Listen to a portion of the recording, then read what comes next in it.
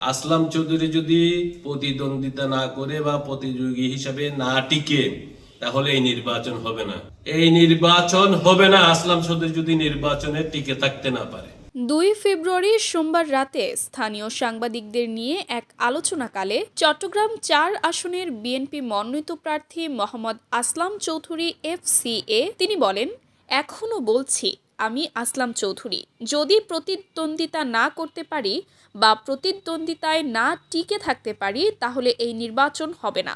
এই নির্বাচনে আমি যদি টিকে থাকতে নাই পারি তাহলে এই নির্বাচন হবে না বলে তিনি জানান। সাংবাদিকদের উদ্দেশ্যে বলেন, এইটাই আজকের মেসেজ। আসলাম চৌধুরী যদি প্রতিদ্বন্দ্বিতা না করে বা প্রতিযোগী হিসাবে না টিকে তাহলে এই নির্বাচন হবে না।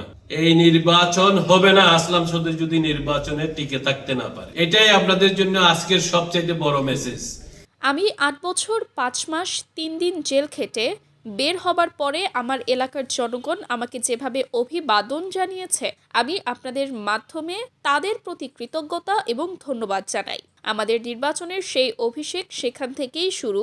এরপর নানা জল্পনা কল্পনার মাধ্যমে ৩ নভেম্বর আমাদের দল ছোট ভাই কাজী সালাউদ্দিনকে নমিনেশন ডিক্লেয়ার করেছে।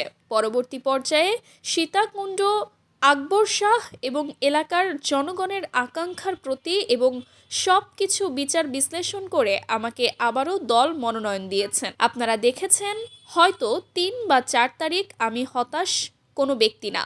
আমি জানতাম আমি পাবো, সেই হিসেবে ধানের শীষ প্রতীকে এখন লড়ছি।